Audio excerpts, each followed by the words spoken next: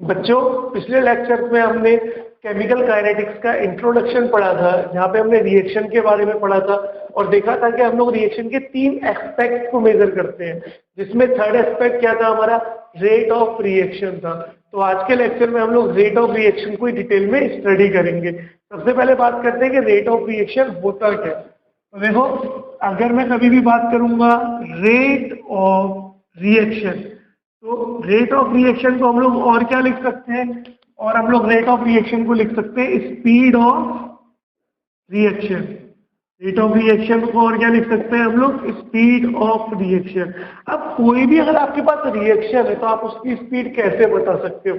Obvious सी बात है, उसके रिएक्टेंट के कंसेंट्रेशन को देख करके कि पहले कितना रिएक्टेंट था और फाइनली कितना बचा है, या फिर उसके प्रोडक्ट के कंसेंट्रेशन को देख करके कि इनिशियली प्रोडक्ट नहीं था लेकिन फाइनली कितना प्रोडक्ट बन गया। तो अगर आपके पास कभी भी कोई भी रिएक्शन है तो उसका रेट आप हमेशा कैसे मेजर करोगे, with the help of concentration of reactant और प्रोडक्ट। इसका मतलब अगर मैं रेट ऑफ रिएक्शन को डिफाइन करूं तो मैं कैसे डिफाइन कर सकता हूं, the change in concentration, the change in concentration of any one of the reactant or product with respect to time, कि कितने टाइम में कितना रिएक्टेंट हमारा खत्म हो रहा है या कितने टाइम में हमारा कितना प्रोडक्ट बन रहा है, वही किस चीज को बताता है, रिएक्शन की स्पीड को बताता है। तो रिएक्शन की स्पीड हमेशा किसके रिस्पेक्ट में बताओगे, हमेशा कंसेंट्रेशन ऑफ या तो रिएक्टेंट के रिस्पेक्ट में बताओगे या फिर कंसेंट्रेशन ऑफ प्रोडक्ट के रिस्पेक्ट में बताओगे। अब एक एग्जांपल देखते हैं जरा। अगर मैंने एक एग्जांपल लिया, मेरे पास एक रिएक्टेंट था A, जिससे एक प्रोडक्ट बन रहा है बच्चों B।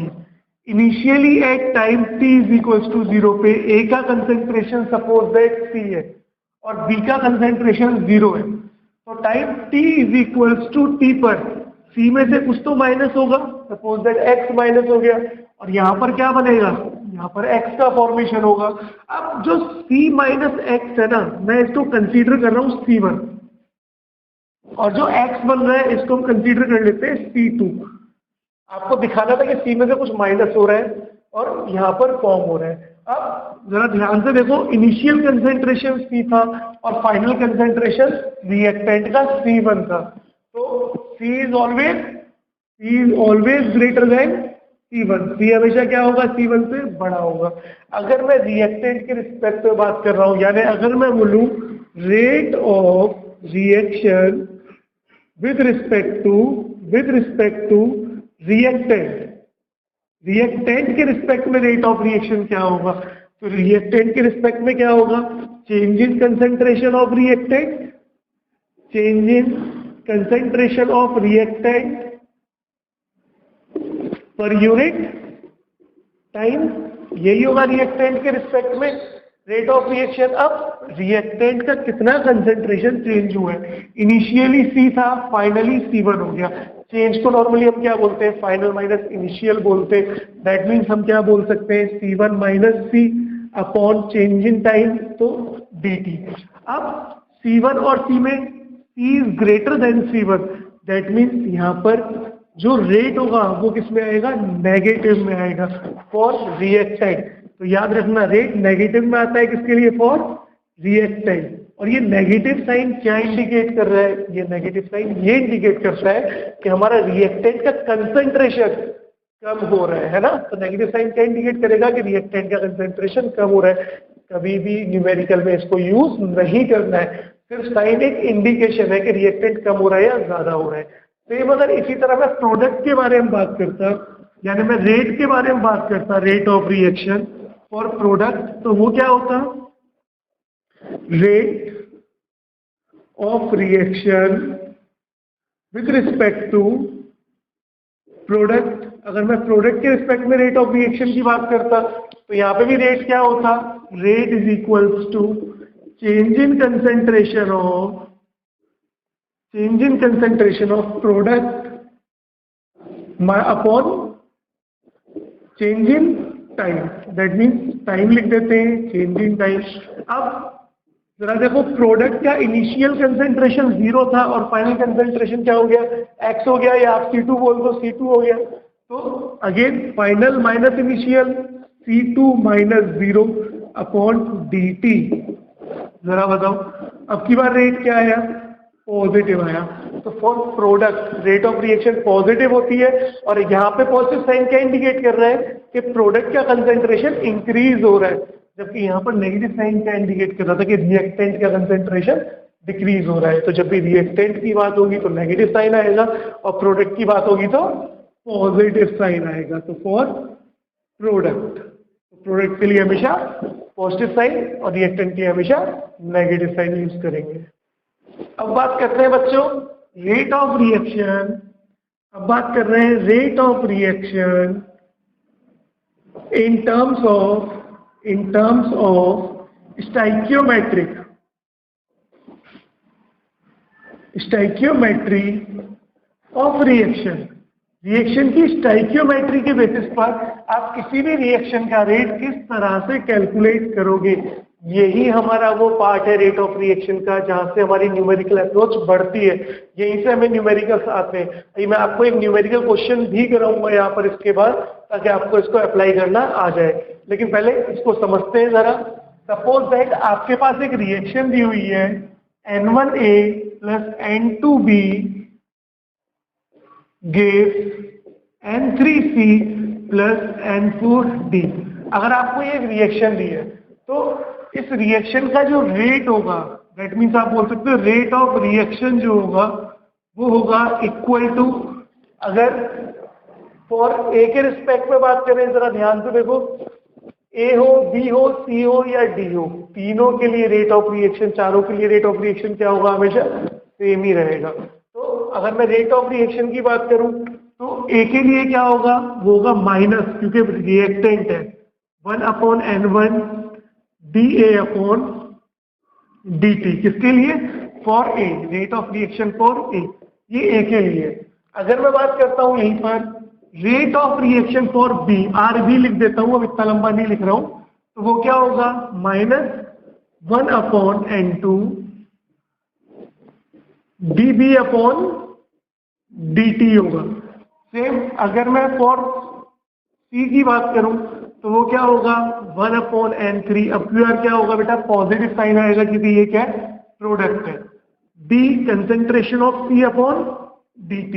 एंड फॉर बी तो ये भी क्या होगा 1/N4 concentration of D upon dt। This means change in concentration of D with respect to time. यही होता है हमारा रेट ऑफ रिएक्शन।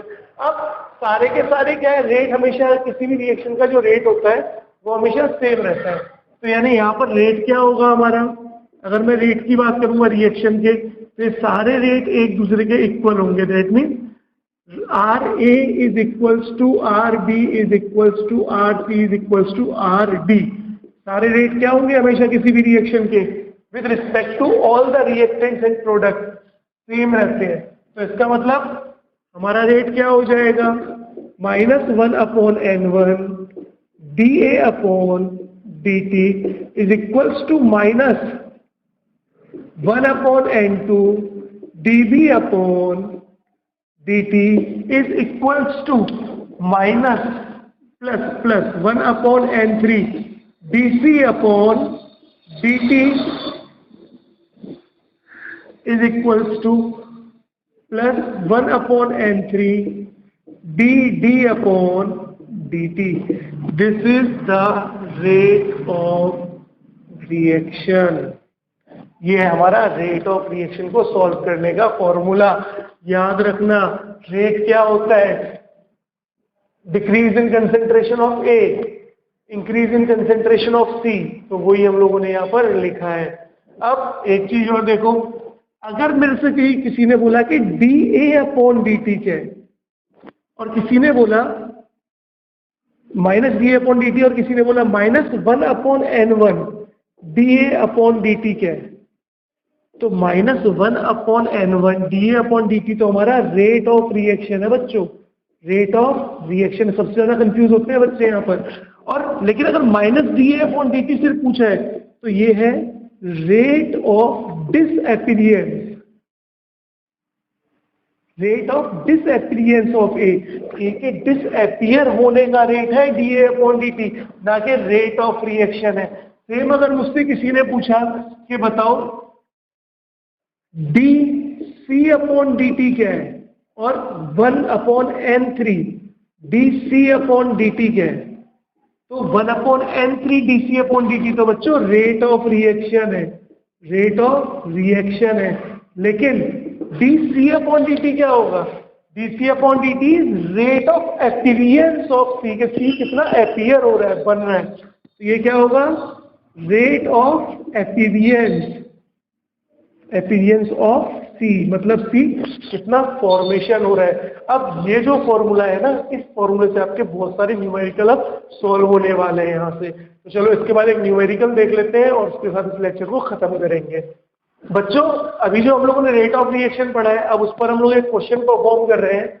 हमारा क्वेश्चन है 4NH3 + 5O2 gives 4NO + 6H2O। That means हमें एक रिएक्शन लिख के दी हुई है और हमें बोला है कि the concentration of NO increased by 1.5 molar. That means NO का कंसेंट्रेशन क्या है, 1.5 मोलर इंक्रीज हो गया है। That means change in concentration हुआ है, NO प्रोडक्ट है, तो ये स्टार्टिंग में जो कंसेंट्रेशन था उसमें कितना इंक्रीज हो गया है, 1.5 मोलर इंक्रीज हो गया है इन 10 सेकेंड। और आपको क्या कैलकुलेट करना है, rate of reaction and rate of disappearance of NH3। NH3 is a reactant, कि कितना NH3 खत्म हो गया है। तो इस तरह के क्वेश्चन को कैसे सॉल्व करेंगे अभी बताया था मैंने। सबसे पहले क्या करो, सबके लिए इक्वेशन लिखो।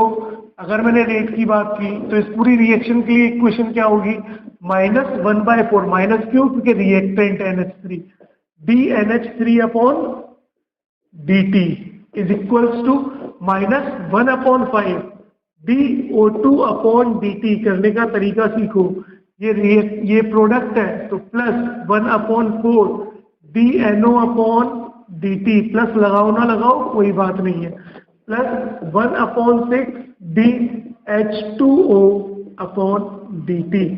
ये सब किसके इक्वल है, रेट ऑफ रिएक्शन के।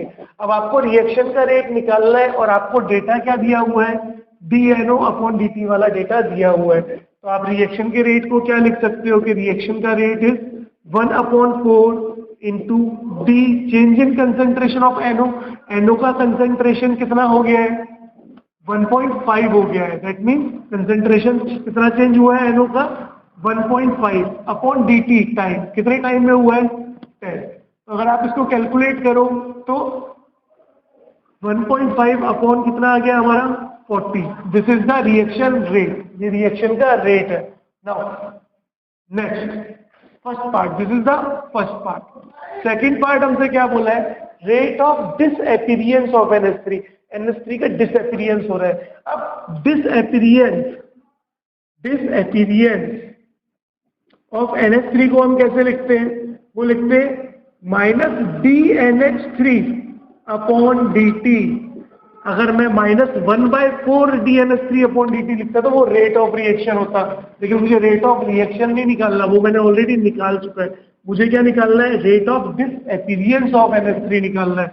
अब जरा देखो NH3 ये रहा और NO ये रहा, या तो इन दोनों को कंपेयर कर दो आप, या आपको रेट पता है और रेट इक्वल है -1/4 dNH3/dt के। तो अगर मैं रेट की बात करता हूं तो रेट है मेरा 1.5/40 और वो किसके इक्वल है, -1/4 इंटू dNH3/dt के इक्वल है। अब अगर मैं यहाँ 4 से इसको काट देता हूँ, 10 आ गया। इसका मतलब dNH3/dt की वैल्यू कितनी आ गई मेरी, -dNH3/dt की वैल्यू वो आ गई 1.5/10, दैट मीन्स 0.15। तो मुझे किसकी वैल्यू चाहिए थी, rate of disappearance of NH3 चाहिए था, और rate of disappearance of NH3 मैंने निकाल लिया है। तो इस तरह से बच्चों इसके क्वेश्चन करते हैं। अगर आपको ऑक्सीजन के बारे में पूछा होता तो आप क्या करते, सपोज दैट मैंने बोला फॉर O2, O2 के बारे में आप क्या करते हैं, रेट किसके इक्वल है, -1/5 dO2/dt, और आपको बोला गया कि rate of disappearance of O2, तो this is rate of disappearance of O2 ये है। ये पूरा का पूरा क्या होता, पूरा का पूरा रेट ऑफ रिएक्शन होता। तो अगर ये 5 यहाँ मल्टीप्लाई हो जाए, जो हमें रेट दिया था 1.5/40, अगर यहाँ 5 को मल्टीप्लाई कर दे तो ये क्या होगा -dO2/dt। और यहाँ से हम क्या कर सकते हैं, rate of disappearance of O2 निकाल सकते हैं। तो जब भी कभी भी आपको रेट ऑफ रिएक्शन से क्वेश्चंस आएंगे तो वो हमेशा इसी तरह से बच्चों सॉल्व होंगे। तो आज का लेक्चर यहीं पर खत्म करते हैं, बाकी पढ़ेंगे कल के लेक्चर में।